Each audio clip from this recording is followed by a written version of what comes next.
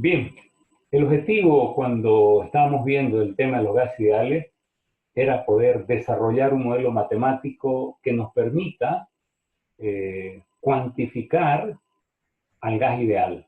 La forma para cuantificar a los gases es a través de tres parámetros: temperatura, presión y volumen.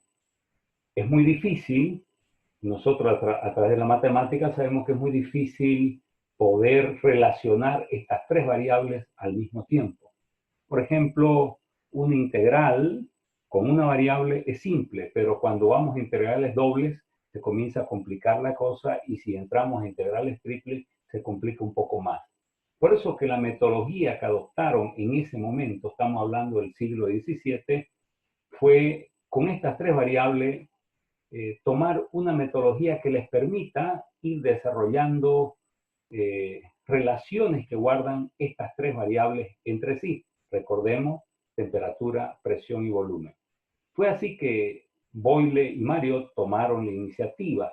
Ellos adoptaron un modelo que les dio mucho éxito en su momento, y era que tomaban de las tres variables una variable constante, una variable fija, y entraban a ver la relación que guardaban las otras dos variables. Boyle comienza tomando la variable temperatura constante, es decir, entramos ante un proceso isotérmico. Hoy en día, lógicamente, para nosotros es simple entrar a un proceso isotérmico. La industria nos ofrece a nosotros los famosos termostatos, que son reguladores de temperatura. Ustedes esto lo pueden percibir, por ejemplo, con los aire acondicionados, con los refrigeradores, que están digitalmente controlables. Ustedes le colocan 20 grados y el termostato hace de que siempre se mantenga 20 grados. Si nosotros hablamos del siglo XVII, estamos hablando 2 siglos antes de la revolución industrial, estamos hablando cuando no se conocían los termostatos. Entonces, para Boyle no fue tan simple poder entrar a un proceso isotérmico. Por ejemplo, cuando nosotros tenemos un inflador, ¿ya? Se nos desinfla la llanta al aplicar, o sea, al querer meter aire, nosotros estamos ante la relación presión-volumen, ¿no? Pero esa relación presión-volumen trae como consecuencia una variación de la temperatura. Nosotros, después de inflar la llanta con nuestro inflador, observamos que el inflador se calienta, y eso es porque hay una relación directa entre la presión y la temperatura. Entonces, eso fue el principal obstáculo con el cual tuvo que lidiar Boyle, porque cuando comenzó a experimentar la presión y el volumen, lógicamente al aumentar la presión tendría que aumentar la temperatura, al disminuir el volumen, la presión tendría que disminuir la temperatura, y ellos lo que querían eran procesos isotérmicos. Entonces la idea de Boyle fue probar dentro de un pistón, ¿no? Pero este pistón lo sumergió dentro de un gran reservorio de agua, de tal forma que actuase como una solución tampón. Es decir, todas las posibles variaciones de temperatura eran amortiguadas por este gran reservorio de agua. Un ejemplo: si yo coloco un cubo de hielo en un vaso de agua, va a variar la temperatura, pero si el mismo cubo de hielo lo coloco en un turril, la temperatura tiende a variar menos. Y si ese mismo cubo de hielo lo llevo a una piscina, lógicamente vamos a ver que el límite de la variación de temperatura es igual a cero.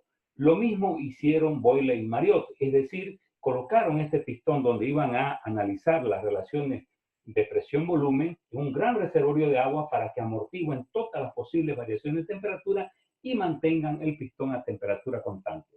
Una vez logrado ese obstáculo, o sea, una vez que lograron vencer, lógicamente llegaron a la conclusión que la presión y el volumen son inversamente proporcionales. Es decir, aumenta la presión, disminuye el volumen, disminuye la presión, aumenta el volumen. Una relación inversamente proporcional. Acá vemos que la presión inversamente proporcional al volumen. Cuando una proporcionalidad la queremos convertir en una ecuación matemática, lo único que tenemos que hacer es agregar una constante. Por lo tanto, se nos transforma presión igual a constante sobre volumen, lo que nos lleva a decir que presión por volumen es una constante. Si presión por volumen es una constante, significa que P1 por V1 igual a P2 por V2 igual a P3 por V3 igual a Pn por Vn igual a una constante. Si esto lo graficamos en un sistema de coordenadas donde tenemos la presión como el eje de las Y y el volumen como el eje de las X, vamos a ver acá. Presión 1, una presión mayor, un volumen menor, inversamente proporcional. Presión 2, una presión menor, un volumen mayor. Esta área que barre, al decir presión 1 por volumen 1, tenemos un área. Esta área es exactamente igual a esta área de acá.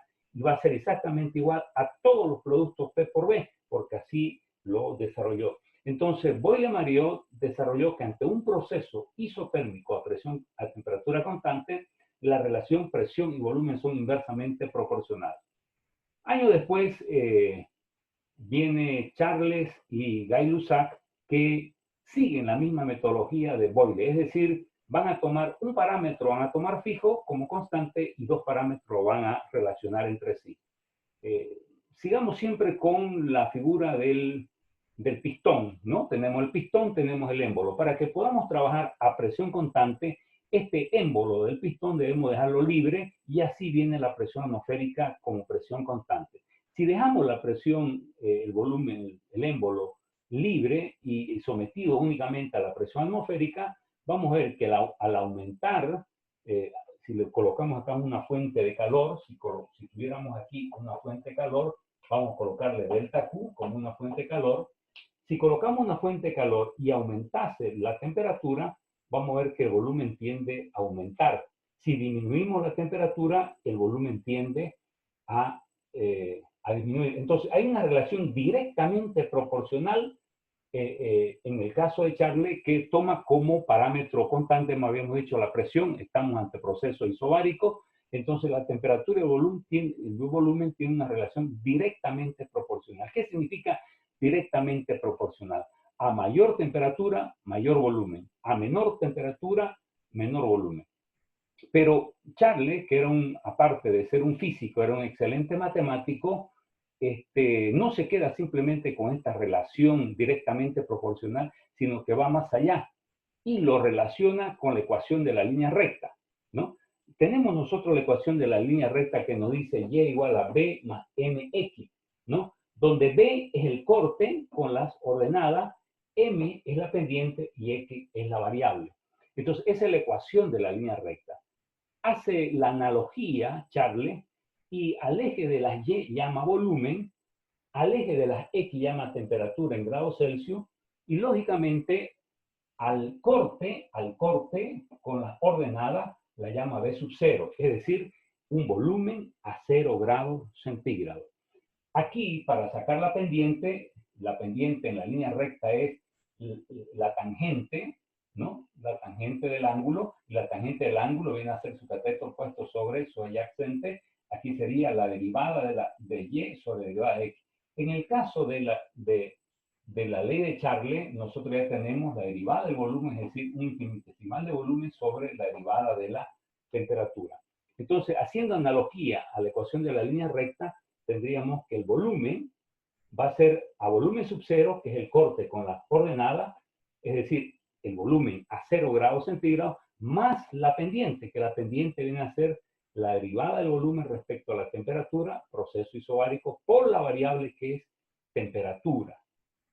Entonces, nosotros aquí podemos percibir de que esto que inicia Charles no lo inicia solamente con gas, lo inicia con todos los gases.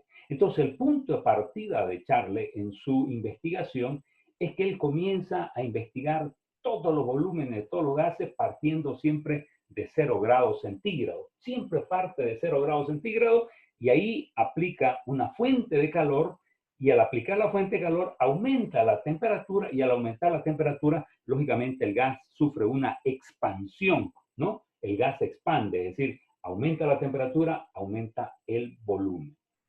Si acá nosotros factorizamos el B sub 0, vamos a continuar como dice acá, 1 más 1 sobre B sub 0 por la pendiente. ¿Qué significa 1 sobre B sub 0? 1 sobre B sub 0 es una enésima parte del volumen. Si yo una enésima parte del volumen la multiplico por su derivada, es decir, por su gradiente de variación, es lo que Charles denomina alfa sub 0, que alfa sub 0 viene a ser el coeficiente de dilatación térmica de los gases ideales. Y eso él lo prueba con un gas, lo prueba con otro gas y lo prueba con todos los gases y llega a la conclusión que ese coeficiente de dilatación térmica es igual a 1 sobre T sub 0. T sub 0 es la base de la escala Kelvin, es decir, 1 sobre 273.15. Una vez que él encuentra este valor de 1 sobre V sub 0 por la derivada de volumen respecto a la temperatura y le da el valor de alfa sub 0, lo sustituye en la ecuación que él está desarrollando. Por lo tanto, va a tener V igual a V sub 0 más 1 por alfa sub 0 por T minúscula. Recordemos, siempre que nosotros estemos en la física y en la química, en la físico-química, la T minúscula siempre va a ser grados Celsius y la T mayúscula siempre va a ser grados Kelvin, ¿no? Pero como alfa sub 0, según Charles, es 1 sobre T sub 0, se sustituye alfa sub 0 y tenemos la ecuación comienza a tomar otra forma. Aquí podemos nosotros hacer una suma de quebrado, ¿ya? Y tenemos el denominador común T sub 0 y en el numerador nos va a dar T sub 0 más T. Pero T sub 0 más T es la temperatura absoluta. Es decir, por ejemplo, si yo tengo 23 grados centígrados o 27 grados centígrados, ¿no? ¿Qué temperatura equivaldría eso en Kelvin? A esos 27 grados centígrados yo le sumo los 273, voy a tener 300 Kelvin. Entonces, cuando a la temperatura Celsius le sumo la base de la escala Kelvin, que es T sub 0, voy a obtener la T absoluta, la temperatura en Kelvin absoluto. Por lo tanto, V sería V sub 0 por T sobre T sub 0. Aquí simplemente hacemos operaciones algebraicas, ¿no? Esta T que está multiplicando pasa dividiendo, voy a tener volumen sobre temperatura igual a V sub 0 sobre T sub 0, por lo tanto esto igual a una constante.